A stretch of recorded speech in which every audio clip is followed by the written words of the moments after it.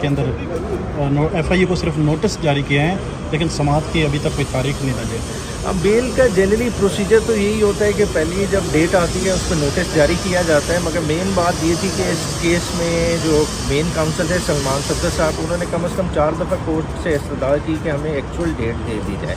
उन्होंने previous conduct का भी हवाला दिया कि FIA के वकीलों ने किस तरह से मुख्तलिफ गीले बहानों से इस बेल को नीचे अल्तवा में रखा, जो आपके सबके सामने। फिर जज साहब हफ्ते के लिए छुट्टी पे चले गए, तो उन सारी चीज़ों ने इस मामले को ऑलरेडी बहुत ज़्यादा डिले किया हुआ था। तो इसमें कोई कबाहत नहीं थी कि एक्चुअल डेट दे दी जाती, मगर चीफ जस्टिस साहब ने कहा कि हमारा ऑटोमेटिक एक प्रोसेस है, तो ऑटोमेटिकली आपकी नेक्स्ट वीक में बेल लग जाएगी। तो अब हम होप यही करते हैं कि नेक्स्ट वीक में जब लगेगी तो FIA कोई दोबारा से बहाना नहीं मिलाएगी कि उन्हें ऑलरेडी नीचे सफिशेंट टाइम मिल चुका था। बेसिकली आर्गूमेंट्स तो वही हैं, कोई नई आर्गूमेंट्स तो आनी नहीं, मगर इस केस को मेरिट पे टेकअप होना चाहिए और जल्द अज जल्द डिसाइड होना चाहिए। नए चीफ जस्टिस काजी फाइल साहब आ गए, PTI के लिए कोई उनके लिए रिलीफ या केसेस के हवाले से कोई नरमी की तवक्को की जा रही है? बुनियादी तौर पे मुनसिफ बदलने से इंसाफ का मेयार बदलता तो नहीं है, और होना भी ऐसे नहीं चाहिए। ज़ाहिर बात है शक व शुबहात वैसे लोगों के बारे में अराइज हो जाते हैं, मगर मेरे ख्याल से कि कुर्सी इतनी बड़ी है,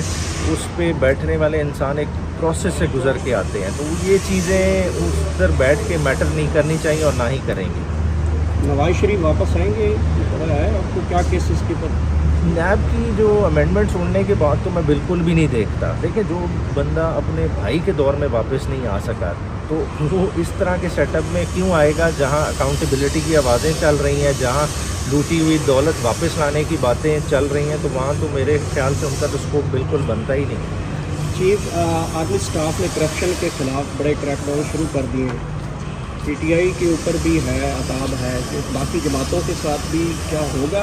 देखिए, करप्शन के ख़िलाफ़ तो बाकायदा इस मुल्क में जिहाद होना चाहिए, मगर देखना ये है कि करप्शन के ख़िलाफ़ ये करने का मैंडेट किसका है। बुनियादी तौर पे आपके इदारे इतने तगड़े होने चाहिए। आपका नैब का इदारा है, आपका एंटी करप्शन डिपार्टमेंट आया, वो सोए हुए हैं, वो इतने सालों से क्या कर रहे हैं? बेसिकली ये तो उनका काम है और उन्हें अपनी ये ड्यूटी बखूबी सर अंजाम देनी चाहिए। और उस तलवार के नीचे जो भी आता है, चाहे वो PTI का हो, जो हो, जिसने मुल्क को नुकसान पहुंचाया, उसका पूरा सदेबाब होना चाहिए। इमरान खान साहब के लास्ट क्या अपडेट है, कोई मुलाकात के बारे में? खान साहब उसी तरह अपने पूरे कॉन्फिडेंस में है, उनका फोकस अपकमिंग इलेक्शन पे है। खान साहब को क्लियरली इलेक्शन नज़र आ रहे हैं, टाइम पे आ रहे हैं, बल्कि आने वाले हमारे नई चीफ जस्टिस ऑफ पाकिस्तान का सबसे बड़ा टेस्ट ही यही है कि वो सुप्रीम कोर्ट के फैसले किस हद तक इम्प्लीमेंट करा सकें। नियाज़ी साहब, उनका टेस्ट तो आपने जनरल फैज़ से करवाया था और बड़े ताबड़तोड़ हमले किया करते थे, जो लोग आज पार्टी बदल गए, हेलीकॉप्टर वाली पार्टी में चले गए। और इमरान खान साहब ने जनरल फैज़ के कहने पर सदर से रेफरेंस भेजा था। कोई शर्मिंदगी है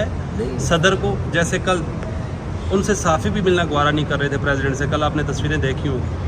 नहीं, आप जो बात कर रहे हैं ना, आप तो जनरल फैज़ के हवाले से बात है, आप बात करें खान साहब के हवाले से। जनरल फैज़ के तो हम नुमाइंदे नहीं है गया था ना सर। नहीं, प्रेसिडेंशियल रेफरेंस था, बेसिकली कैबिनेट ने अप्रूवल दी थी। आप पूरे प्रोसीजर देखें ना, प्रेसिडेंशियल रेफरेंस ऐसे नहीं जाता, कोई एक बंदे की मंशा नहीं होती, तो पूरी अप्रूवल के साथ गया था। और बाद में खान साहब ने उस पर अपना रिट्रैक्ट भी किया था कि हाँ जी, ये एक गलती थी, नहीं करना चाहिए था। उस वक्त जो हुआ उसको ज़ाहिर बात है उन्होंने रिट्रैक्ट किया।